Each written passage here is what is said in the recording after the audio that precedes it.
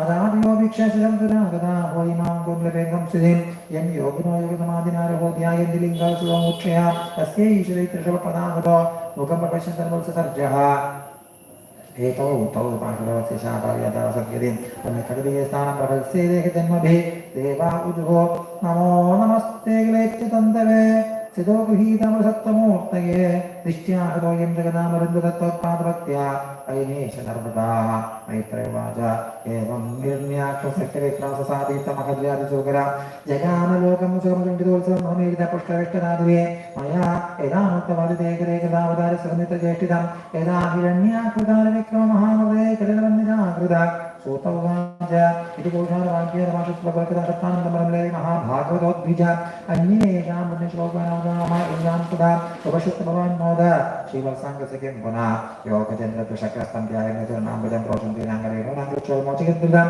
तं सुतारतिरन्यशलेन्द्रभिः प्रतच्छपुंसेवेद तुराराध्यमदादिभे यो वैरण्यशतं महाभुतं विकीर्तं कारणसूकरात्मना शृणोति गायति अनुमोदयञ्चतामुच्यते ब्रह्मपदातविद्विजः एतन्महाबुद्धिपरं पवित्रं धन्यमशस्यमतमाविराजिषां प्राणेन्द्रियाणादिशौर्यवर्धनं नारायणोऽन्दे गतिरङ्गशन्मतां इति श्रीमद्भागवते महापुराणे पारमहंस्यासंहितायां नाम एकोनविंशतमोऽध्यायः सर्वत्र गोविन्दनामसङ्कीर्तनं गोविन्द गोविन्द।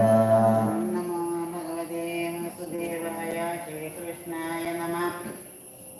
पीताम्बरं गरुविराजितशङ्खचक्रकौमोदगीशरसिजं करुणासमुद्रं जातासहाय मणिसुन्दरमन्दहासं पादालयेशमनिशं प्रतिभावयामि।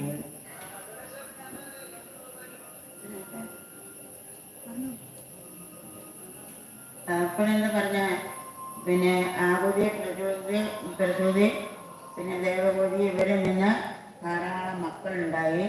അത് കഴിഞ്ഞ് ഇത് കേട്ടപ്പോൾ എതിര് ചോദിച്ചു ഈ സായംഭൂ മനുവിന് പിന്നെ പുത്രം. അത് കേട്ടപ്പോൾ പിന്നെ സായംഭൂ മനുവിൻ്റെ പിന്നെ ഇവർക്ക് പുത്രന്മാരുണ്ടായി പ്രിയവൃതൻ പറഞ്ഞില്ലേ. ഈ പുത്രന്മാരുണ്ടായെന്ന് കേട്ടാൽ ഉണ്ടാകുന്നതിന് മുമ്പ് ഞങ്ങൾ ഭൂമിയിൽ പോയി സൃഷ്ടി നടത്താൻ പറഞ്ഞു. ഇവരെല്ലാവരും കൂടെ ഭൂമിയിൽ പോയി നോക്കുമ്പോൾ ഭൂമി കാണാനില്ല. ഞാൻ ചോദിച്ചു പിന്നെ ഞങ്ങൾ സൃഷ്ടി നടത്താൻ വേണ്ടിയിട്ട് അവർക്കൊക്കെ വെച്ചാൽ ഭൂമി കാണാനില്ല, ഞങ്ങൾ എവിടെ ഇരുന്നാണ് സൃഷ്ടി നടത്തേണ്ടതെന്ന് ചോദിച്ചു.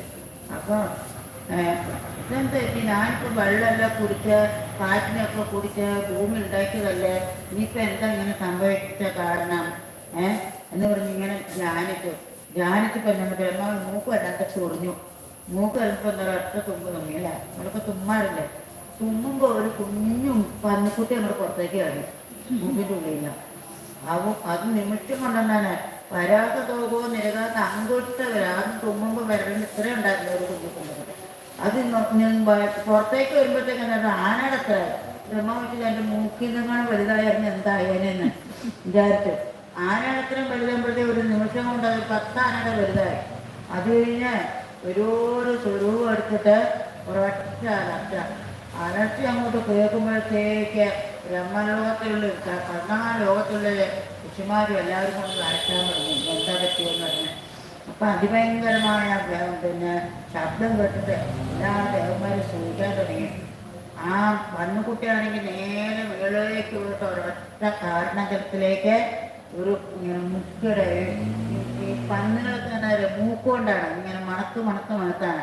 അപ്പോൾ താഴേനെ വൃത്തിയാ പതിവ് മൂക്ക് മണത്തുകൊടുത്ത് ഭൂമി എവിടെയാണ് ഇങ്ങനെ നോക്കി തിരഞ്ഞിരുന്ന് കണ്ടുപിടിച്ചു. ആ സമയത്ത് എന്താ യശുമാരെല്ലാം കൂടെ ഗംഭീരമായൊരു സ്തുതി നടത്തി. ഭാവനാകരണ ഗംഭീര സ്തുതിയെല്ലാം നടത്തി.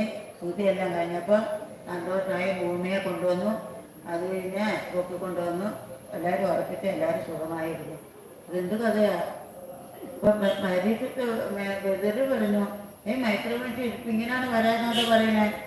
എനിക്കിങ്ങനെ കേട്ടാൽ പോരാ, എന്തുകൊണ്ടാണ് അങ്ങനെ പിന്നെ ഈ ഹിരണ്യേശൻ വന്നു കൊണ്ടുപോയി ഹിരണ്യേശനെ കൊന്നു ഭൂമിയെ എടുത്തു ഇതൊക്കെ പറഞ്ഞിട്ട് എനിക്കൊന്നും മനസ്സിലായില്ല.